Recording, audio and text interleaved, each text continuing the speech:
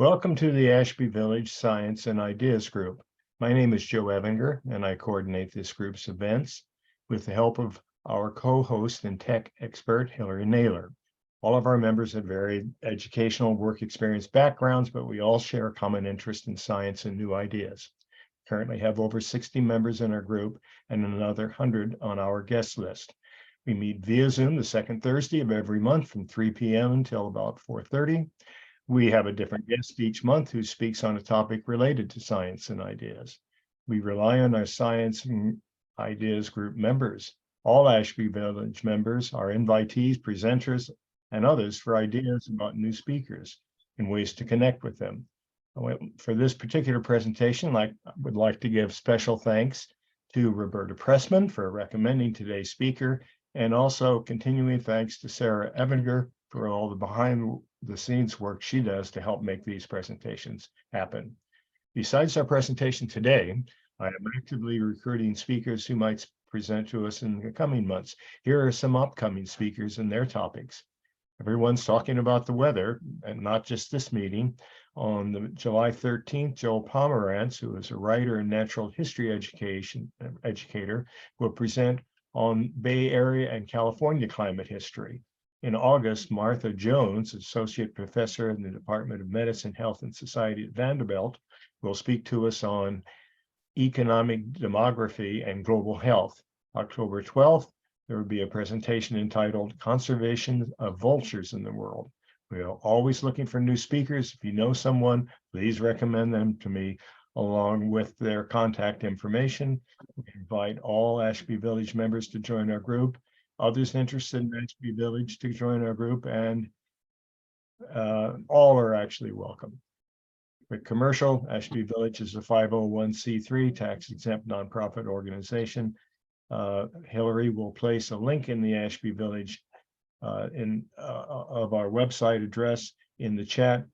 A note to our guests, please consider a donation or even joining our organization via our website. On to today. Ben Santer will speak to us on a topic titled Fingerprinting the Climate System. Ben Santer is an atmospheric scientist who recently retired from the Lawrence Livermore National Laboratory. He is a Fowler Distinguished Scholar in Residence at Woods Hole Oceanographic Institution and a visiting researcher at UCLA's Joint Institute for Regional Earth Science and Engineering. He studies natural and human fingerprints in observed climate records. Since 1995, Ben Santer has identified human fingerprints in atmospheric temperature and water vapor, ocean heat content, sea surface temperature, and hurricane formation regions, and many other climate variables. In his spare time, Ben Santer is an avid rock climber and mountaineer. Welcome, Ben Santer. Thank you, Joe.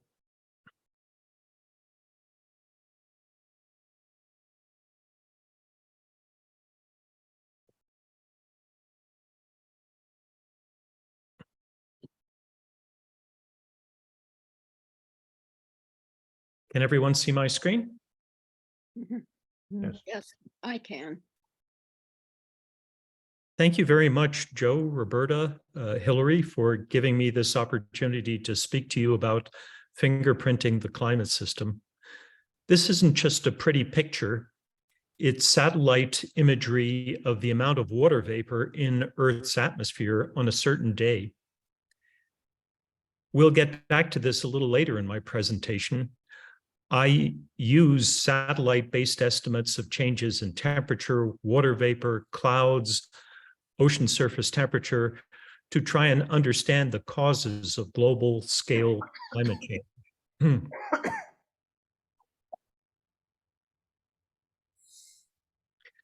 So first, a couple of basics. Climate change isn't an either-or proposition. Our climate is influenced both by natural factors, changes in the sun's energy output, changes in volcanic material in the upper atmosphere, and natural cycles. Think things like El Niños and La Niñas. But in addition to those natural influences, there are also human factors. By burning fossil fuels, we've changed levels of heat-trapping greenhouse gases in the atmosphere. We also produce particulate pollution, things like soot aerosols. And we've transformed the surface of the land by irrigation, by deforestation, and by urbanization. Climate fingerprinting seeks to separate these natural and human factors. So first of all, before I get into my presentation, a little primer on the different layers of the Earth's atmosphere. We're going to talk today about the two lowest layers of the atmosphere, the troposphere, where most weather happens, that goes up to about 20 kilometers above the surface in the tropics, and the stratosphere that is above the troposphere and extends to about 50 kilometers above the Earth's surface.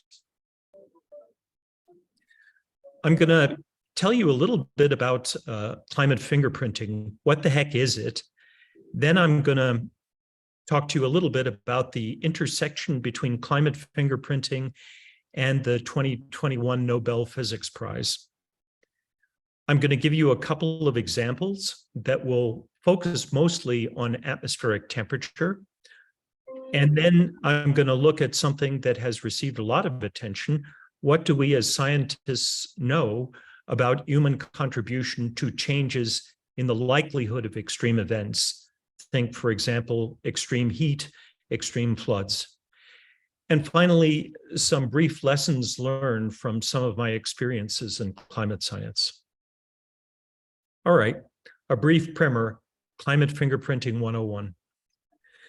Many of you may have heard of the Intergovernmental Panel on Climate Change, or IPCC. They were set up in 1988 by the United Nations Environment Program and the World Meteorological Organization. Their goal was to advise the governments of the world about the physical climate system and the causes of climate change, about the likely impacts of climate change on things we care about. Think human health, agriculture, energy resources, and to also provide advice and guidance about possible strategies for mitigating and adapting to climate change. Their first report was produced in 1990, and this was one of the headline statements from that report. I'll read it. The unequivocal detection of the enhanced greenhouse effect from observations is not likely for a decade or more. Fast forward to 1995, and the second report came to a much different conclusion than the cautious first report. It concluded with these famous 12 words: the balance of evidence suggests a discernible human influence on global climate.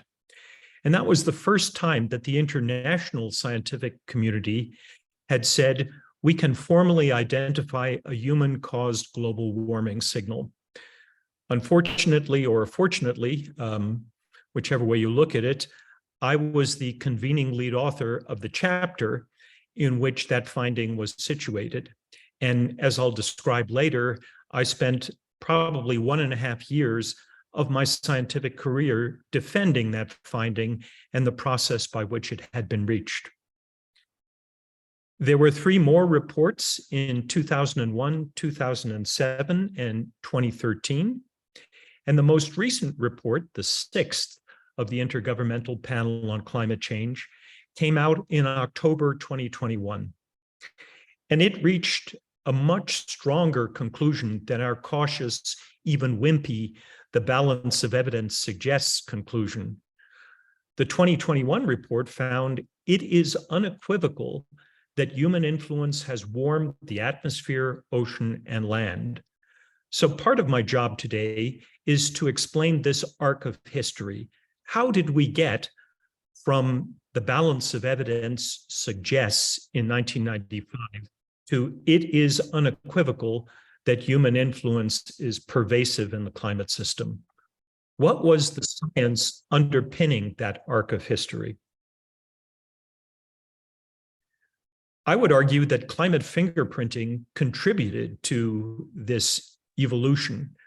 So what is it? The basic idea is that different influences on climate have different signatures. The sun, volcanoes, human-caused greenhouse gas changes. Each one of these things has a different effect on climate. And those signatures are easier to discern if you look at patterns, if you look at spatial patterns or slices through the atmosphere. So just as in forensic science, people look at fingerprints and look at the unique patterns that each one of us have, loops, whorls, arches, tented arches, to discriminate between different individuals, the premise is the same here, that we can use pattern information to separate human and natural effects on climate. Let me give you an example. So this is a slice through the Earth's atmosphere from the South Pole to the North Pole, and from close to the Earth's surface right up to 30 kilometers above the surface. Now, what was done here, a computer model of the climate system developed at the National Center for Atmospheric Research in Boulder, Colorado, was run with our best understanding of how the sun's energy output changed over the 20th century. Our best understanding is that perhaps there's been a small overall increase in what scientists call total solar irradiance, the overall energy output of the sun. The fingerprint of that is heating. Heating here is yellow to red throughout pretty much the full vertical extent of the atmosphere. Essentially, more sunlight, more solar radiation arriving at the top of the Earth's surface if the sun's energy output increased slightly, causing heating. But because that estimated change in the sun's energy output is weak, at the poles, where climate is very noisy, there's actually slight cooling. According to this model, this is what the fingerprint of the sun and the sun only might look like. Now, we can do this kind of calculation not only with one thing, changes in the sun, but also with changes in volcanic activity over the 20th century, with human-caused changes in heat-trapping greenhouse gases, with sulfate pollution, a byproduct of industrial activity, and with human-caused changes in ozone. Each one of these is a result from the same model that was used to produce this sun fingerprint here. And the beauty of computer models is that they can perform what Einstein called Gedankenexperimente, thought experiments. You can do with them what we can't do in the real world. You can change just one thing at a time: the sun, human-caused greenhouse gases, volcanoes, ozone, sulfate pollution, to try and understand the individual fingerprint of that factor. Each one of these, again, is a slice through the Earth's atmosphere. And I won't go into the details of these different patterns. The main take-home message here is they are different. They don't look the same. The fingerprint of the sun is very different from the fingerprint of human-caused greenhouse gas changes. And the idea here is that we can explore these fingerprints in satellite data, for example, in satellite temperature changes, to see whether we can identify these individual fingerprints and disentangle the observations. Let me tell you a little bit, after that brief primer, about the intersection between climate fingerprinting and the Nobel Physics Prize in 2021. So this gentleman, who looks a little bit like Kenny Rogers, is Professor Klaus Hasselmann. And in 2021, he was awarded 1/3 of the share of the Nobel Physics Prize for, quote, developing methods for identifying specific signals, fingerprints, that both natural phenomena and human activities imprint in the climate, unquote. I had the extraordinary privilege of doing a postdoc with Professor Hasselmann at the Max Planck Institute for Meteorology in Hamburg in 1987.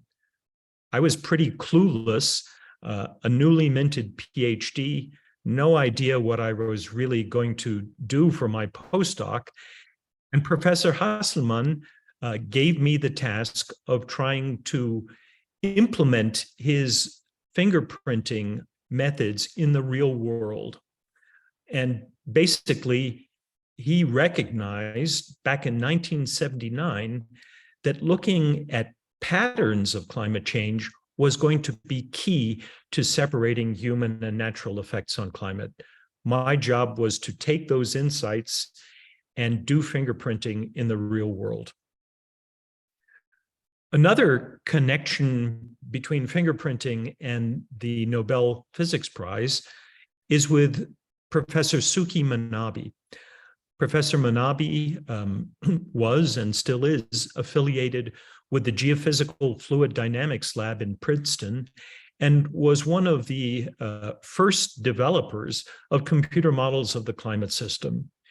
In his case, the award was for, quote, the physical modeling of Earth's climate, quantifying variability, and reliably predicting global warming. The Nobel Committee, in awarding the prize, highlighted this paper from Manabe and Weatherald in 1967. This paper used a very simple climate model, a so-called radiative convective model, that just looked at global mean changes in temperature as one got from the surface right up to 45 kilometers above the surface. And what Manabe and Weatherall did in this simple model is they increased levels of CO2 in the atmosphere from 150 through 300 through 600 parts per million.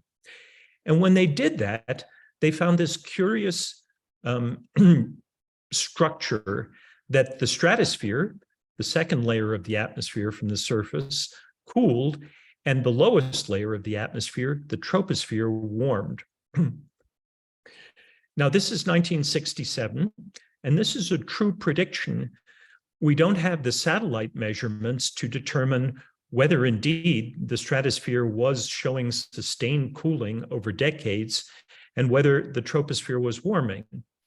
We have some weather balloon measurements of atmospheric temperature, but the weather balloons burst above about 20 to 25 kilometers above the Earth's surface. They don't have the structural integrity to go higher in the atmosphere. So this was a true prediction. Again, Manabe and Weatherall could have been wrong, and whether they were, we'll look at in the next section of the talk. So let's look at some fingerprinting examples. How does this actually work? This is from your neck of the woods.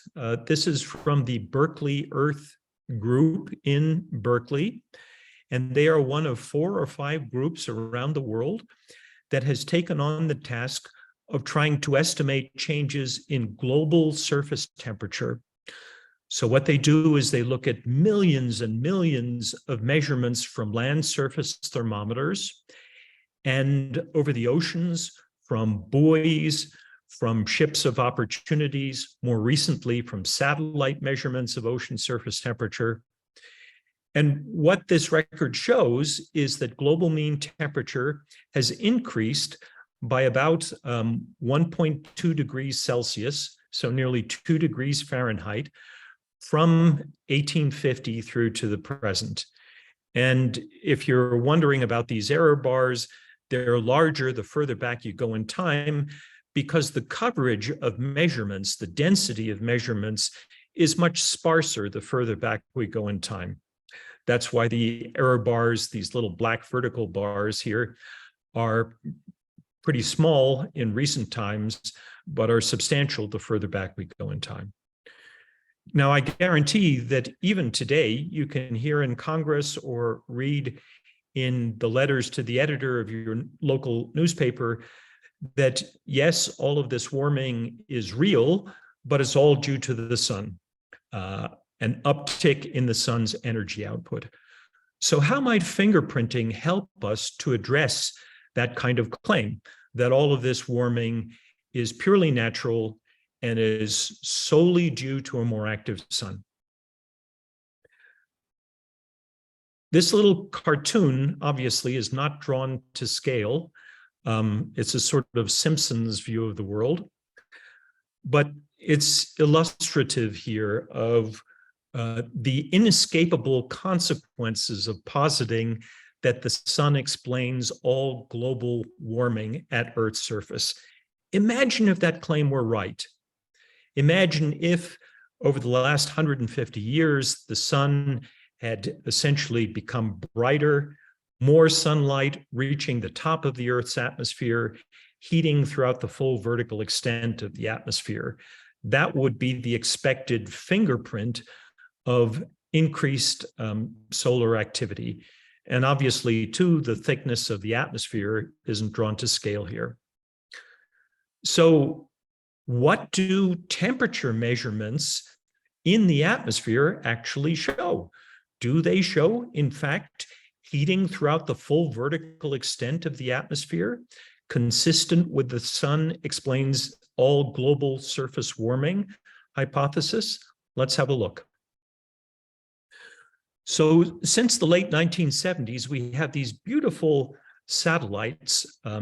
These are primarily polar orbiting satellites from the National Oceanic and Atmospheric Administration, and they measure the microwave emissions of oxygen molecules. And those emissions are proportional to the temperatures of different broad layers of the atmosphere. And by measuring at different microwave frequencies, you can back out the temperature of different layers of Earth's atmosphere. It's really beautiful science. And actually, one of the primary groups doing this work is a group called Remote Sensing Systems in Santa Rosa in the Bay Area. They're some of the best in the business. These are those measurements going from close to the surface right up to 50 kilometers. And now I'm showing you from the South Pole to the North Pole. And these are temperature changes over 1986 to 2021. 1986 is the beginning of continuous measurements above about 30 kilometers, which is why I chose this start point here. And what you can see is that indeed, the stratosphere, that second layer of the Earth's atmosphere, has cooled substantially over this 37-year period, and the troposphere has warmed. And the largest warming of the troposphere is over the Arctic, where Arctic sea ice extent has decreased by about 50% over the last 40 plus years or so. And we can get into that later, why this warming in the lower atmosphere over the Arctic is related to the melting of Arctic snow and sea ice. The bottom line is that this observed pattern of climate change is fundamentally inconsistent with the notion that all surface warming is due to a more active sun. It is consistent, however, with what I showed you earlier, the fingerprint of human-caused greenhouse gas increases. When we burn fossil fuels and increase levels of heat-trapping greenhouse gases, which we have from about 260 parts per million at the time of the Industrial Revolution to now over 420 parts per million, we more effectively trap heat in the lower atmosphere and less heat escapes to space. The lower atmosphere warms, the upper atmosphere cools. This paper showing this pattern of warming low down and cooling up high was published a couple of weeks ago in Proceedings of the National Academy of Sciences. So in practice, how does fingerprinting work? Well, imagine we have these satellite measurements of atmospheric temperature change from 1986 to the present, and I'm going to show you in postage stamp size what these look like. I'm not going to show every year, I'm going to show every 3 years. So here we see, as we move from 1986 through to 1998, 2001, 2004, And as we march through time, you can see that the lower atmosphere is warming and the upper atmosphere is cooling. So we can compare these observed satellite estimated patterns of actual climate change with a model calculation from many, many different computer models of the climate system that provided input to the 6th assessment report of the IPCC. And you can see, even without any fancy statistics, that over time, the observations are becoming increasingly more similar to this computer model predicted human fingerprint due to human-caused greenhouse gas increases, warming low down, cooling higher up in the atmosphere. And we can calculate some statistical measure of similarity between this fingerprint and the observations. And this measure of pattern similarity from 1986 through to 2022 increases over time, which just tells you what you can see with your eyes, that the observations are becoming more similar to this fingerprint. And over this 37-year period, from 1986 through to 2022, there's a trend in pattern similarity. And the question is this trend statistically significant, or could it have occurred by chance alone? So we look at that kind of question by looking at computer model simulations of a world without us. These are simulations that have no changes in human factors, greenhouse gases, particulate pollution, land surface changes. And we have many, many thousands of years of these world without us simulations from many different climate models. And I'm going to step through 3,000 years of these simulations, 300 years at a time, and to show you what they look like. And in the same way, we can compare these world without us patterns of the vertical structure of temperature change right up to 50 kilometers, and again from the South Pole to the North Pole, with the human fingerprint. And you can see that these world without us simulations give very small scale variability. They don't show broad warming of the lower atmosphere and cooling of the upper atmosphere.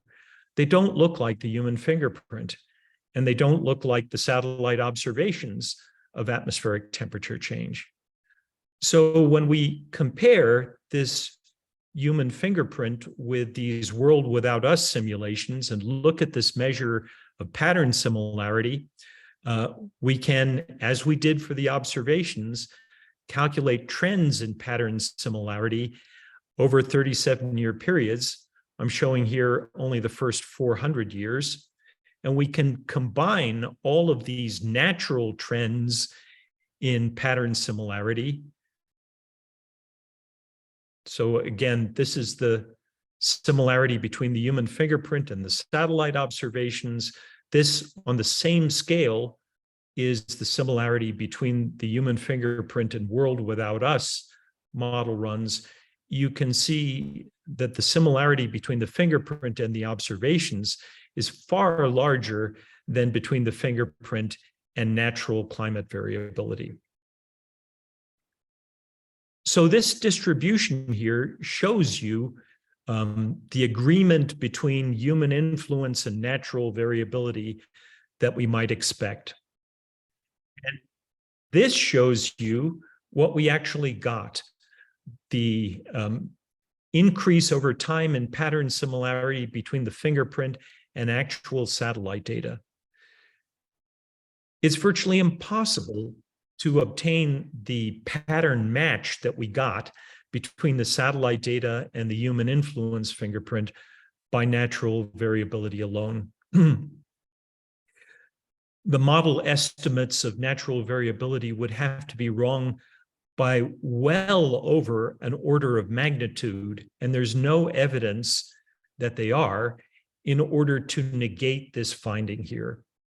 So hence, our conclusion in this 2023 paper that it's virtually impossible to explain the observed warming low down and cooling up high by any natural causes.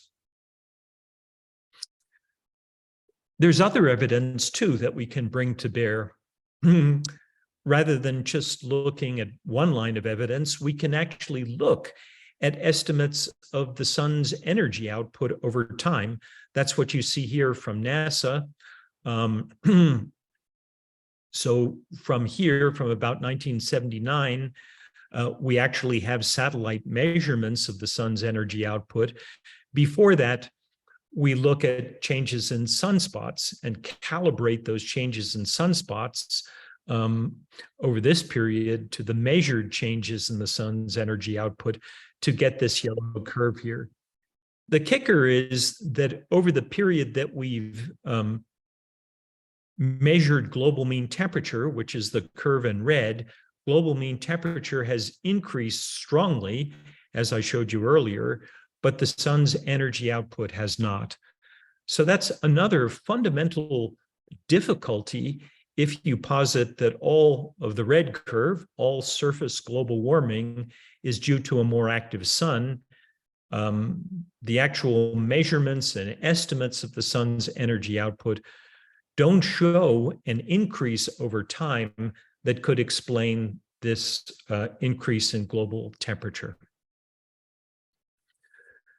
So one criticism of the 1995 balance of evidence finding was that you scientists are only really looking at temperature. That criticism had some validity back in 1995, but it doesn't today. In addition to temperature, climate fingerprinters have looked at changes in atmospheric circulation. Think pressure patterns, think things like wind strength. They've looked at changes in rainfall, changes in salinity, changes in water vapor, changes in stream flow from major river basins around the world. And they've looked at things like Arctic snow and ice, for example. And the bottom line is that in all of these different and independently monitored variables, there is some consistency to the story that they tell us. When you use these pattern-based fingerprinting methods, the changes in literally dozens of different variables can't be explained by natural causes. They have to involve a strong human effect on climate in order to best explain the observations. This is just to show you very briefly, I'm getting towards the end now, with water vapor, getting back to the first slide. This is an estimate from many different climate models of the human fingerprint in the moisture in Earth's atmosphere. And it shows blue colors to purple, moistening everywhere. We know that for a 1 degree Celsius increase in temperature, we get about a 7% increase in moisture. And that's what we've actually observed from space. And the satellite measurements of water vapor increases in the atmosphere are consistent with this fingerprint, but are not consistent with patterns of natural climate variability, which show very, very different patterns of water vapor change from this human fingerprint. We can do fingerprinting in the ocean. These are temperature changes here. Whoops, sorry. In the North Atlantic, from the surface to 700 meters in depth. And as I described previously, you can perform these world without us simulations with no human caused changes in greenhouse gases. That's the blue envelope there. The red line are observations of ocean warming. And the ocean warming is largest, closest to the surface in the North Atlantic and becomes smaller as you go to 700 meters. And the observed results are consistent with model simulations of historical climate change, but are outside, well outside, particularly towards the surface and above 300 meters, the blue world without us envelope. So this is the kind of stuff that is routinely done nowadays with dozens of variables around the world by hundreds of researchers at universities and research institutions around the world. Well, how about changes in extreme events? In 2003, Europe suffered a catastrophic heat wave. There were health crises in several countries. The estimated death toll was over 70,000. This is now a term that we know in the post-COVID world, excess mortality. And scientists at the Hadley Center in the United Kingdom tried to see whether this highly unusual and catastrophic 2003 heat wave was something that could be explained by natural causes alone. And in a very famous paper in Nature in 2004, they ran a computer model with human influence on climate and without human influence on climate. So the human influence on climate is in red, and the world without us is in green. And these distributions show you the risk of getting something like the warming during the 2003 European summer heat wave with and without human influence. And that enabled these scientists to conclude that it was very likely that human influence has at least doubled the risk of a heat wave exceeding this threshold magnitude. So this is something that's called fractional attributable risk.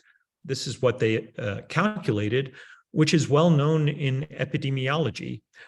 Folks routinely do this when they administer some treatment or drug to a population and have a control, and they look at how the probability of some bad outcome has been changed by administering the drug or the treatment.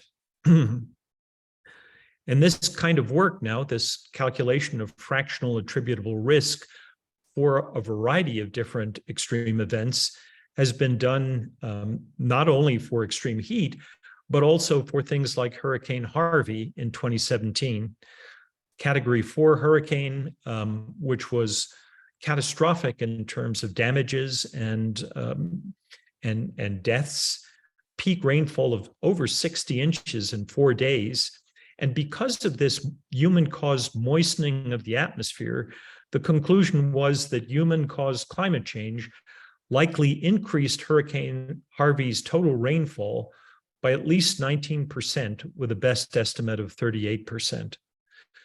So these sorts of event attribution studies are raising a number of interesting legal questions that are being adjudicated in courts, not only in the United States, but around the world. One question is, can we, as in the case of the European summer heat wave in 2003 and Hurricane Harvey, reliably estimate the human contribution to the change in the likelihood of the extreme event?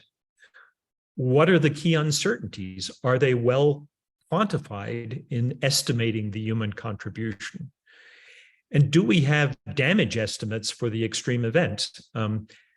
How much additional damage was caused that is directly attributable to human influence? Again, these are now questions that are not just of academic importance, but are being addressed in courts of law. Just finally, lessons learned. So I mentioned 1995. I was the convening lead author for Chapter 8 of the 1995 report of the Intergovernmental Panel on Climate Change. And in November 1995, the lead authors of that report and representatives from nearly 100 governments all around the world met in the beautiful Palacio de Congresos de Madrid with this wonderful mural on the front of it. And we spent 3 days agreeing on the final language in the so-called summary for policymakers. And our chapter came to this conclusion, these 12 words: the balance of evidence suggests a discernible human influence on global climate. These 12 words will follow me to the grave. After publication of the 1995 report, a number of powerful individuals, governments, and corporations did not like that cautious finding. It was the scientific equivalent of the biblical handwriting on the wall. It was the first time that the international community said, we can formally identify a human-caused global warming signal. Some of the criticism was not scientific. It really sought to discredit the entire report and the individuals involved with it. One claim was that the peer review process had been corrupted, even though it had taken place in full view of the world. Another claim was political tampering, that the balance of evidence finding was inherently political rather than scientific. Another very odious claim was scientific cleansing. This is 1995, at a time when ethnic cleansing is going on in Bosnia. And the claim was that I had personally purged the chapter in which this discernible human influence finding was situated of all discussion of scientific uncertainty, even though 20% of our chapter was explicitly devoted to the discussion of uncertainties in computer models, in satellite data, in fingerprint methods. Another incorrect claim was that the discernible human influence finding was solely based on 2 of my own papers, even though we cited well over 130 papers in our chapter. So this was challenging. Nothing in my prior scientific career had prepared me to enter the public arena and defend not only scientific understanding and process, but also my own integrity. I learned a number of valuable lessons in that process. One was, there's no point in being a scientist if you're unwilling to defend hard-won scientific understanding. Another valuable lesson was never engage in science by eminence of position. Trust me, I'm a bigwig scientist at a national lab. The best way of responding to valid scientific criticism is by doing the research required to address the criticism. Another lesson, don't just preach to the choir. Don't just speak to your peers. Get out of your comfort zone and try and explain in plain English what fingerprinting is, what you and your colleagues have learned, why it matters to others. And the final lesson, declare your values. This isn't just a scientific issue. We also have to declare what we consider to be important. And I'll tell you a little bit about these 2 lessons, defending scientific understanding and declaring your values. These are these satellite measurements, again, of the temperature of the troposphere, the lowest layer of the atmosphere, from this group I've mentioned in Santa Rosa, remote sensing systems. And we have these measurements from 1979 through to the present. They show that the global troposphere has warmed, consistent with the warming at the Earth's surface itself, as measured by thermometers. And in 2015, December 2015, Senator Ted Cruz made the claim of no significant global warming for the past 18 years. He made that claim in the US Senate, also on Late Night with Seth Meyers.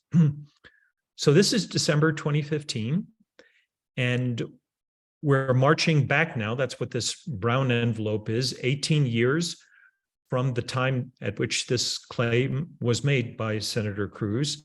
And if you march back 18 years, you get to this big spike here. Well, this big spike is an El Nino, actually one of the biggest El Ninos of the 20th century. The El Nino we experienced in 1997 and 1998. El Ninos are natural phenomena, and Senator Cruz was cherry picking. He was saying, if I go back 18 years and I ignore everything before that, and I only look at this period of time, then I claim there's no significant warming. We were asked by Governor Jerry Brown to look at this claim. Governor Brown knew that our group at Livermore studied satellite temperature records, and we published a paper in the Journal of Climate showing that Senator Cruz was wrong. Even if you did cherry picking, this 18-year period, there still was significant warming even over this 18-year period. So that led to this extraordinary opportunity to appear on Late Night with Seth Meyers, the same program that Senator Cruz had made this incorrect claim on, and restore balance to the force, if you will.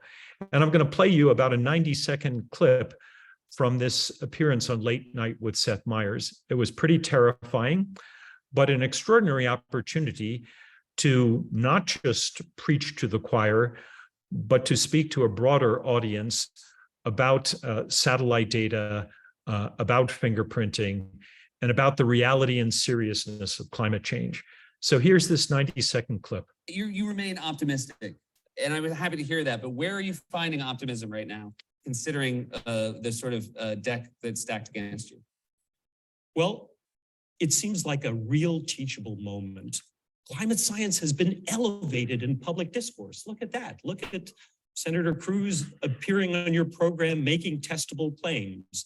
The President of the United States saying nobody really knows the causes of climate change, and we do. So this is a moment when people are willing to listen, when I can come on your show and say, nobody really knows is wrong. It's fake news. Yeah. I'm really, so what I want those teachable moments. I want to tell people, this is our understanding. These are the likely outcomes if we do nothing about the problem of human-caused climate change. And let's have a respectful, honest debate on what to do about it. But let's not dismiss this incorrectly as a hoax or a conspiracy. We all lose if we embrace ignorance with open arms. Well, I couldn't agree with you more, and thank you so much for making the time. It's fantastic to have you here. Dr. Santer, everybody, we'll be right back. Okay. So I'm happy to talk later about those 7.5 minutes of sheer terror. I had a lot of help being prepared for that appearance. Just finally, the fourth lesson, declare your values. So I'm not just a climate scientist. As Joe mentioned, I'm also a climber. For 50 years, I've climbed in beautiful, fragile, high alpine environments around the world. And I'm going to show you now some pictures that I've taken over those 50 years in the Himalayas, in the Alps, in the Cascades, and towards the end, on the Juneau ice field in Alaska. And over that lifetime in the mountains, I've witnessed profound changes in these beautiful, fragile environments. The glacier that I stood on with my dad in Austria when I was 11 years old is virtually gone. So part of my values, part of my value system is that this is not just a science issue, an issue of fingerprinting, an issue of satellite data, issue of pattern recognition techniques. It's also about the kind of planet we want to live on and the kind of world we want to pass on to future generations. So in addition to the scientific imperative to understand the nature and causes of climate change, there's also an issue of what value we place on these kind of places and on intact rainforests and on intact coral reefs.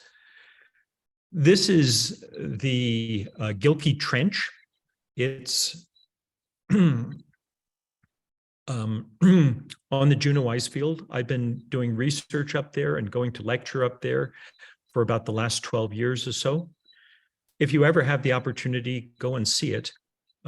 Change is so incredibly rapid up there. The height of the Gilkey Glacier, as seen here from Heather Terrace, has decreased by over 150 feet since 2001. We need to have that discussion about values.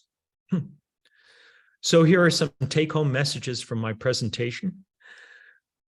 If you hold on to one message, then it's climate fingerprinting uses pattern information to disentangle human and natural effects on climate.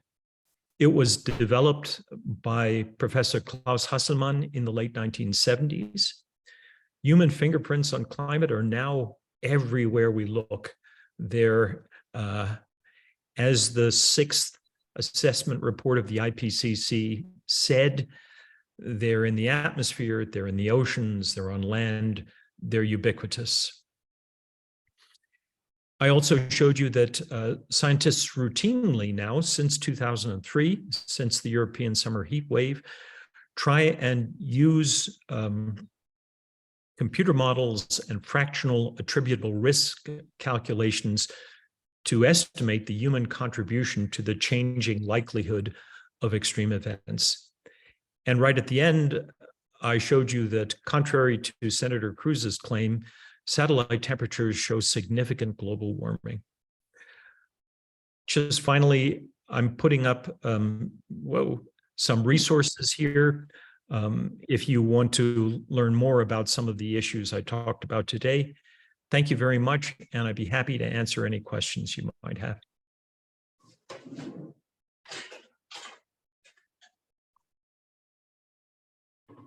Great, thank you, Ben. That was a very sobering talk. Please, Roger, can you unmute yourself and ask your questions, please? Okay. So my first question, in the beginning of your presentation, some of those measurements show that there was quite a difference in the climate change effects over the Arctic vis-a-vis the Antarctic. And I wondered if you could explain why that is. That's a great question, Roger. And let me just bring up that slide so we can, whoa.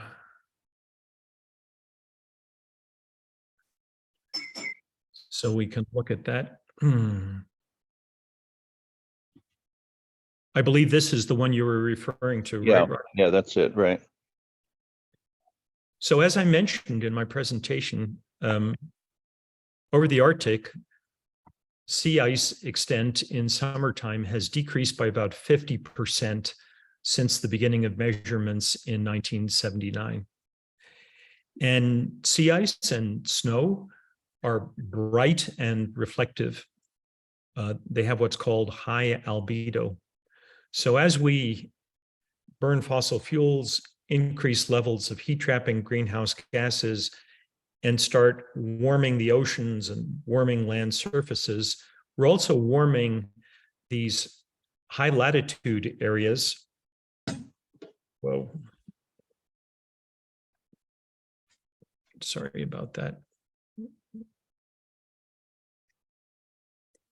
Where there's a lot of snow and sea ice. And as you melt back snow and sea ice, you expose darker underlying ocean surfaces and land surfaces.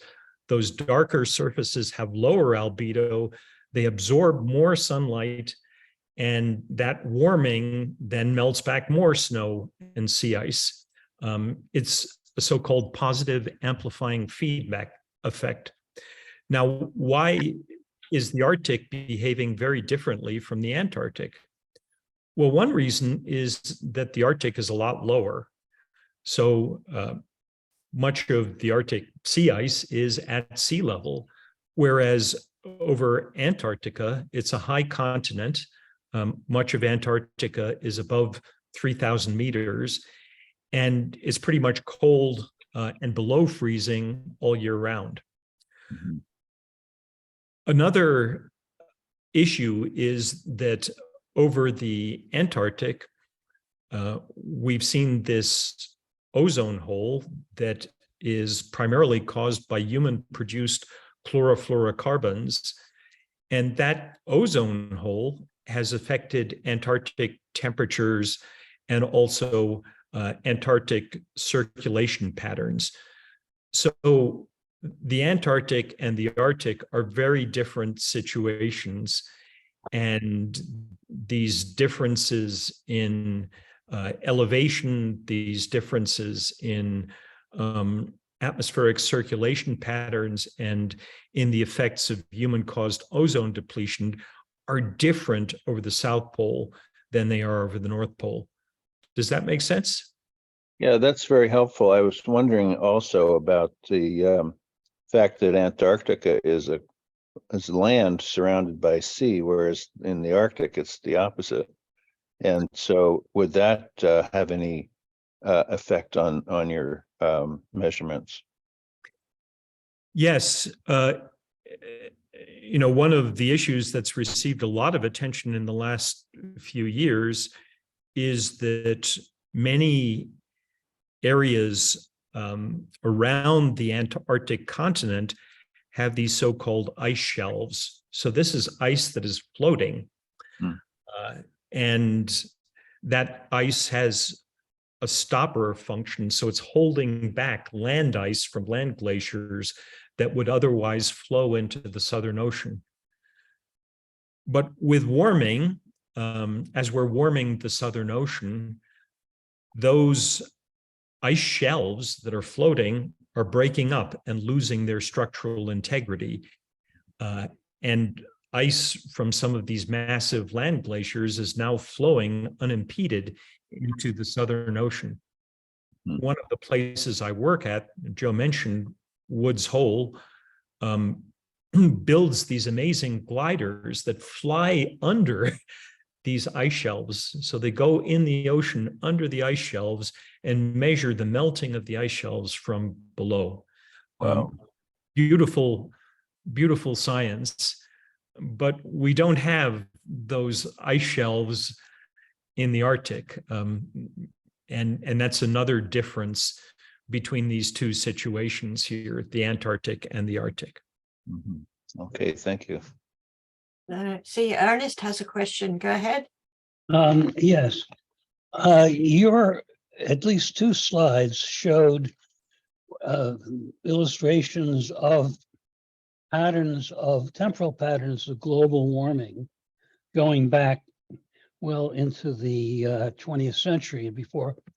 But I was struck by there seemed to be a period from maybe 1940 to say 1975 later, where there didn't seem to be much change. But then around 1977, it begins to take off in almost a linear pattern going up, which suggests to me that something happened or was happening and continued to happen at the same rate at that time. Presumably human caused. Would you comment on why it should have started, now go to 19, there, right there, it begins to start, 77, 79, and why there and why continuing linearly? Great question. And our best understanding of this feature here is that it is indeed human caused, but due to human caused sulfate pollution. So in the 40s, we really ramped up production of sulfur dioxide, a byproduct of fossil fuel burning and use of internal combustion engines.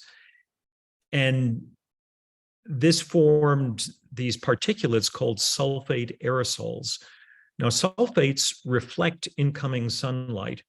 And when you have very heavy loadings of them in polluted areas, you reflect some of the sunlight that would otherwise escape into space. So, that would otherwise reach the Earth's surface. So from about 1940 to about 1970, we really ramped up production of these sulfates reflecting some sunlight back to space, essentially sort of mimicking the effect of a volcano. And then in the 60s and 70s, we began to realize that there were really serious negative environmental consequences associated with that acid rain, that these sulfates polluted lakes and decreased the pH of lakes and killed forests. And that was part of the reason for the Clean Air Act and for efforts to clean up smokestack emissions and clean up this particulate pollution. So essentially, when we started doing that, we started better revealing the underlying warming signal associated with human-caused greenhouse gas increases. So this feature here and the more linear warming afterwards, our best understanding is that most of this curious behavior is associated with the ramping up of sulfate pollution, a human-caused cooling effect, followed by reduction in sulfate pollution and better revealing of the underlying human-caused global warming signal. Some climate scientists like Jim Hansen have referred to this as a Faustian bargain. The more we clean up sulfate pollution, which has partly cooled down the planet, then the more serious this problem of human-caused global warming becomes. Does that make sense? Well, yes, certainly for the first part. But my question is, we have taken steps, for example, to try to limit air pollution. And so in the interval, I mean, imagine at least certainly what we're doing in the United States with gasoline, the other kinds of restrictions. Well, of course, on the use of those what is it, the fluorides that were associated with the ozone hole. But wouldn't that at least therefore give a sense of, if not a kind of a leveling off? The linear increase seems to suggest that we're just whatever we're doing or have done has had no effect. Or are you implying that it would actually be much worse? We'd see an even steeper curve if we weren't doing such things as using catalytic converters and taking other measures to regarding air pollution. Yeah, that's exactly what I'm suggesting. And the science is pretty clear. We can see in ice cores in Greenland and in Antarctica, industrial sulfates ramp up from the 1940s to the 1970s. And then as the world began to get serious about combating acid rain, that sulfate pollution decreased. Again, human-produced sulfates are a cooling effect. Human-caused changes in greenhouse gases are a warming effect. So the sulfates masked some of that underlying human-caused global warming signal. And you're exactly right. by more efficiently cleaning up our act, in part because of human health, in part because of acid rain, we are more clearly revealing the underlying human-caused global warming signal. Thank you. And Joe, you want to ask your question? Well, Roger asked about Arctica, the Arctic Sea versus Antarctica, and difference in ice loss. Now you just mentioned Greenland. What's going on there? Does Greenland's ice loss, glacier loss, compare similar to the Arctic loss because it's closer, or closer to the Antarctic because there's a landmass involved? So the Greenland ice sheet has been studied using these very beautiful things called GRACE measurements. So these are measurements made from space of Earth's gravity and how Earth's gravity is affected, for example, by changes in the mass of ice sheets. So melting, starting to melt big ice sheets in Greenland and Antarctica has some discernible influence on Earth's gravitational field. And you can measure that from space. You can deduce how much mass must have been lost in order to explain the gravitational anomaly that you measure from space. It's amazing because it enables you to determine whether an entire ice sheet, like the Greenland ice sheet, is losing mass. Now, Greenland, at least in the interior, has areas that are over 3,000 meters. So in wintertime, it's gaining mass. It's below zero, it's receiving snowfall. It wasn't clear until we had these gravitational measurements whether the net mass balance was positive, in other words, gaining mass over time, or negative. It's negative, which is concerning. And it's also concerning that, as was widely reported in the last couple of years, even in the center of Greenland, some of the highest elevations, we are now observing melt in summertime. We're measuring ice quakes. So literally looking at the seismicity of the Greenland ice sheet that is ramping up as the ice is beginning to move and melt. Antarctica is, pretty much above 3,000 meters everywhere. So it has, like I said, a different configuration, not surrounded by ocean as Greenland is. Also, as I mentioned, Antarctica and Antarctic climate has been strongly affected by the human-caused ozone hole over Antarctica. So I don't know whether that helps, but the bottom line is that it looks like Greenland is losing mass. The Greenland ice sheet is losing mass, which is bad in terms of sea level rise. Sea level has risen about 9 to 10 inches over the 20th century through to the present. The projection is even conservative, that we're looking at 1 to 2 feet of global mean sea level rise by the end of this century. And the big uncertainty is how much Greenland and Antarctic ice sheets will contribute to sea level rise over the 21st century. And figuring that out is tough because we need to know something about the dynamics of these big ice sheets, how they respond to warming and melting. Does some of that melt water lubricate the bases of these ice sheets?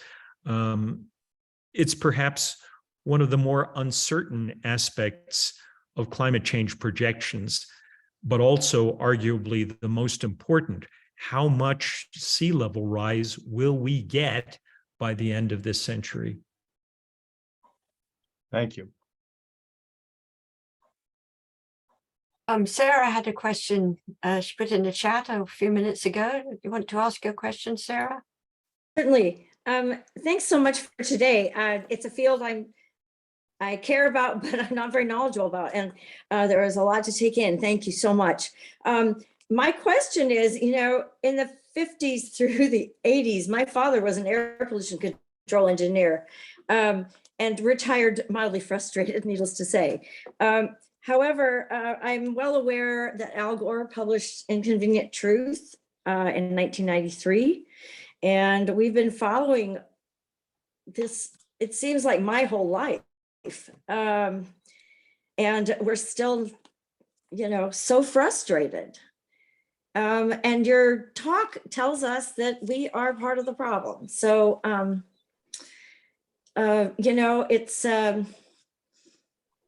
it's helpful to have this background for us because we can argue with people better maybe, but do you think there's still hope for us to take responsibility?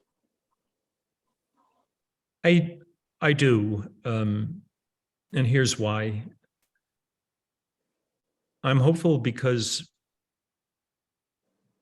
it's more difficult to be a denier. It's more difficult to deny the reality and seriousness of climate change. Look at what's happening now with wildfires.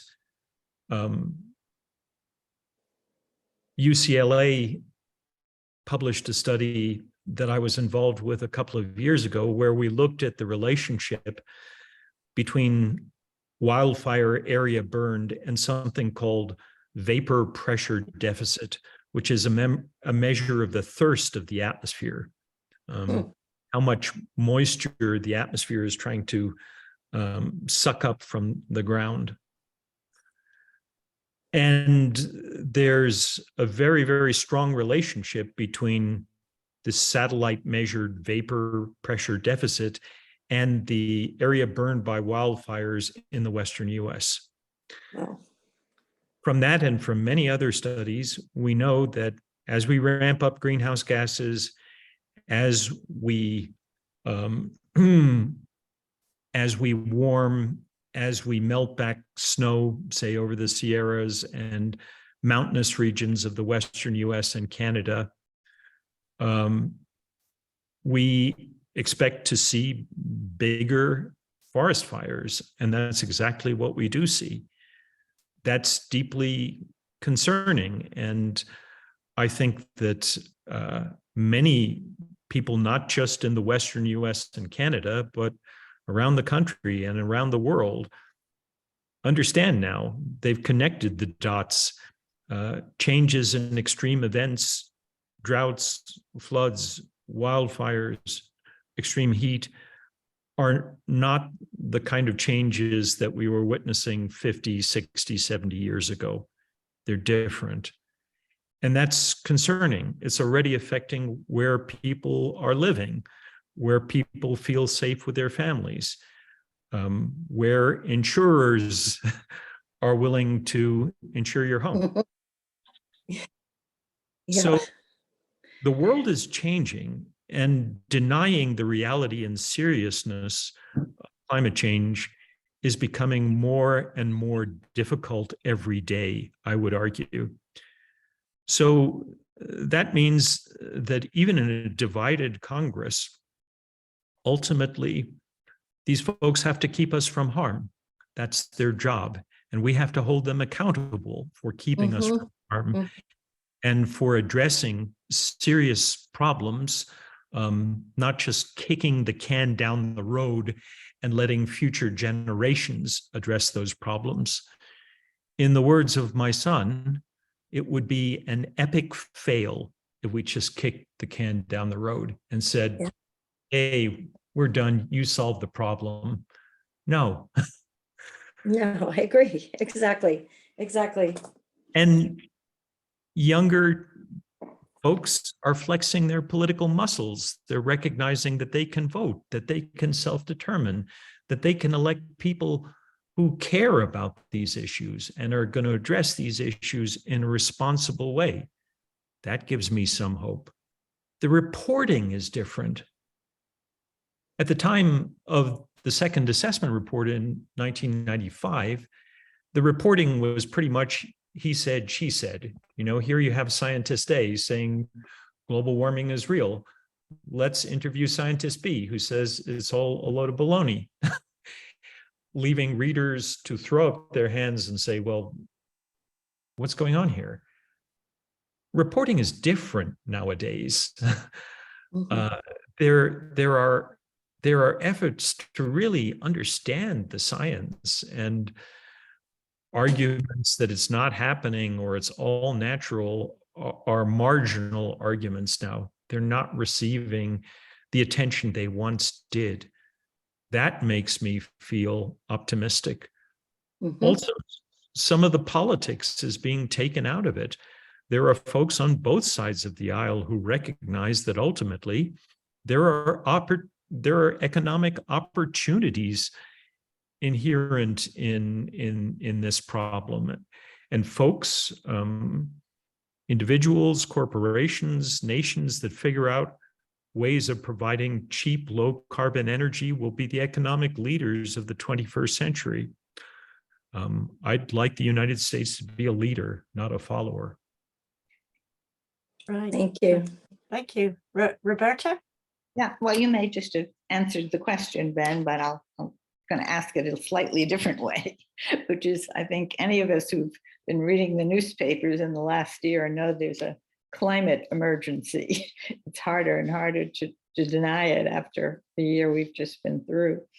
And I noticed that, you yourself have said that, the scientists themselves have to sort of step out into the public arena and do more education of the public, which I couldn't agree with more. But we have an elder action group here in Ashby Village, and we have a book group that started to read books on climate change and climate issues. And the book we're reading now, the author puts forth this thesis that, well, part of the reason we're having so much trouble in the public arena is that the news about climate change is so devastating that people turn away for it, that there's enormous fear about what's going on. And she makes the case for it being so important to try to break through that fear so that people can really start acting. But I'm just wondering why there isn't more public outrage and pressure on our governments and to do something. I mean, it seems like all the part of the Congress wants to do is eliminate the climate action legislation. But I'm curious about whether you or your fellow scientists have encountered that kind of resistance when you try to talk about the climate emergency. Well,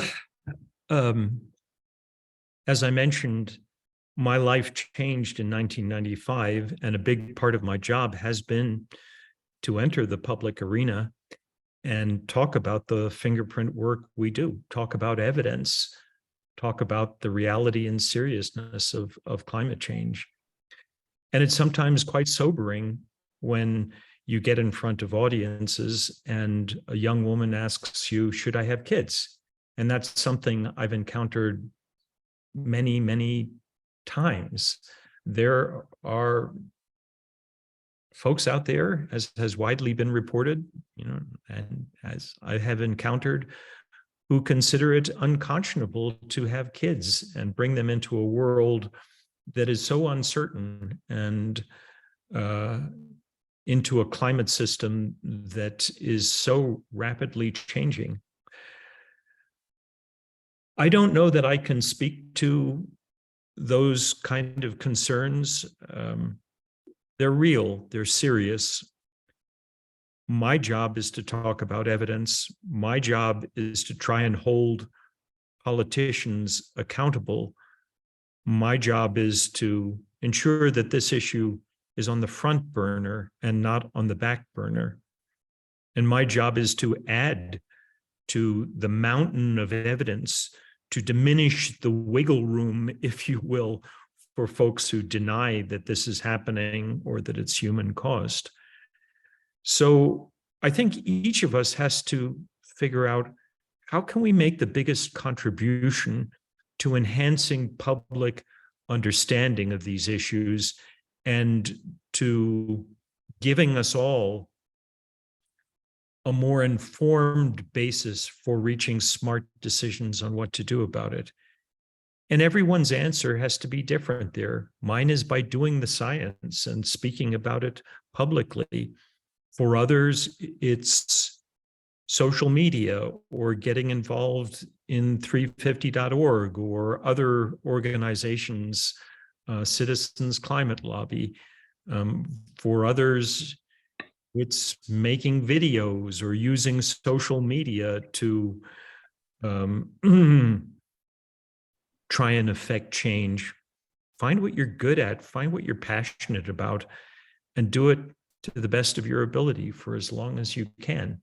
I guess that's the only inadequate advice that I can give. But yeah, it is sobering when you encounter individuals who have these justifiable concerns about the future of this planet. I share those concerns, but the worst thing I think would be to just turn away, to embrace doomism and say, well, there's nothing I can do about it. No. Those 12 words, the balance of evidence suggests a discernible human influence on global climate, taught me another profound lesson. We all have a voice, and words matter, and we can change the world through our words. We got to at least try. Right, thank you. Sally. I agree totally, but I wanted to make an observation. Hearing Ted Cruz on national television voicing hokey science, he's from an oil-producing state. And, you know, basically it all goes back, the money funds the politics, the politicians tell the lies that the people with the money want to hear.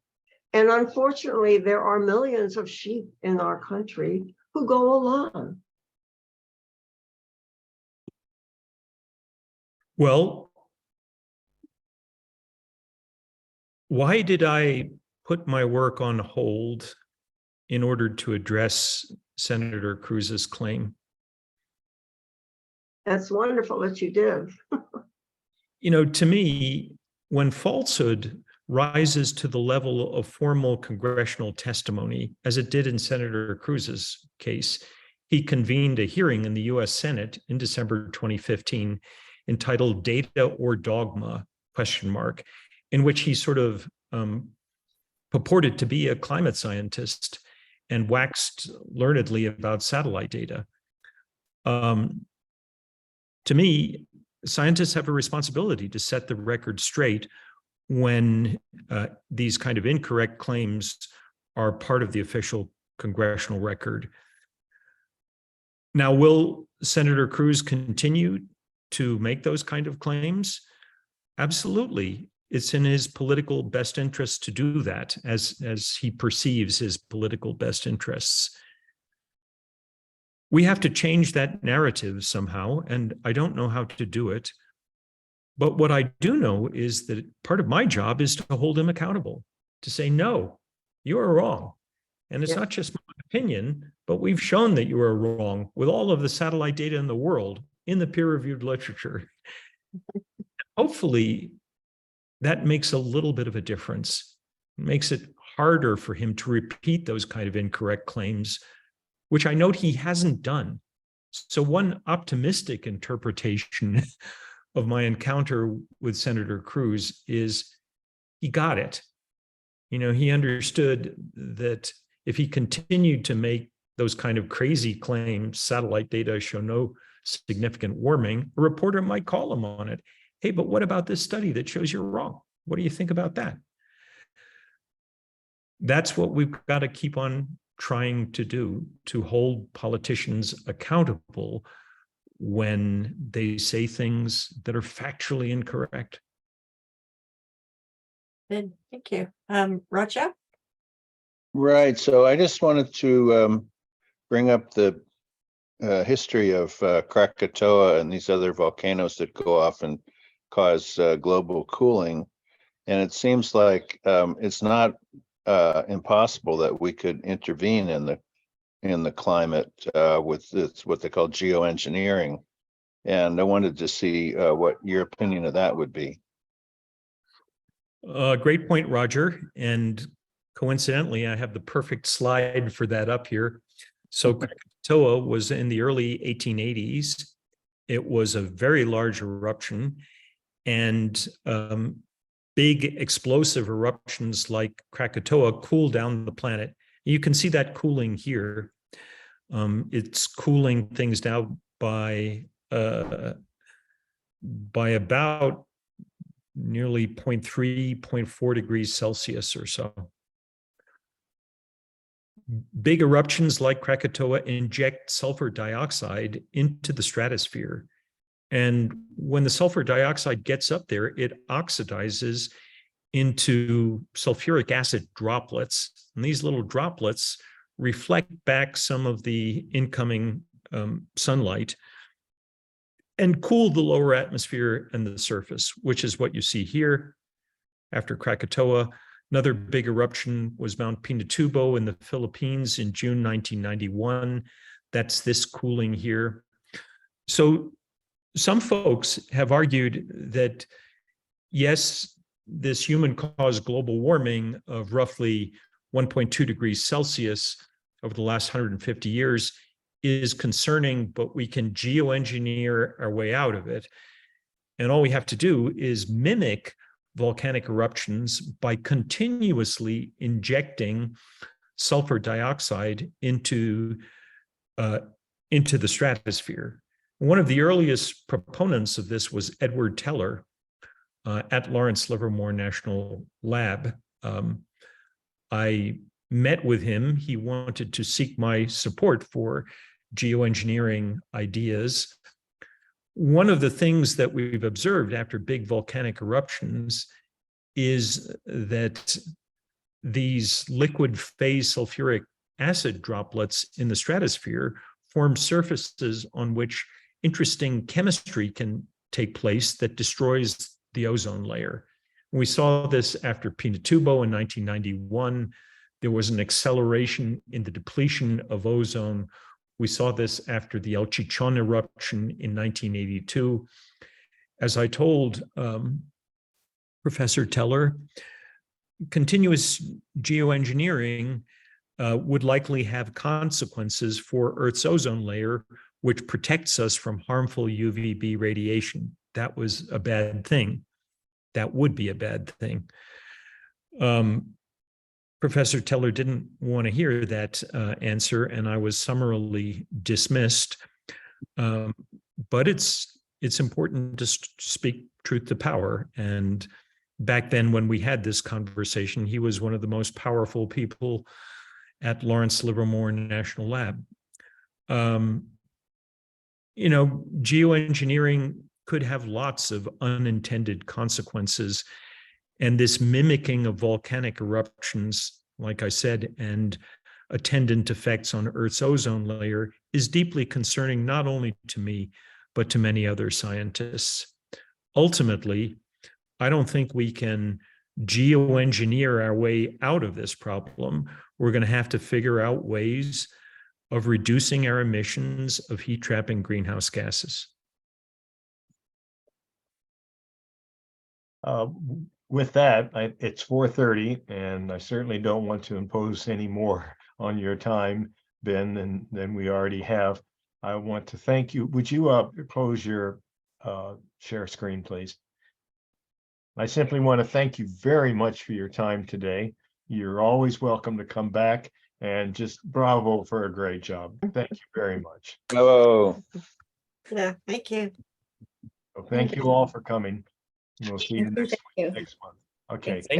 Thank you very much for giving me this opportunity. Thank you. Bye.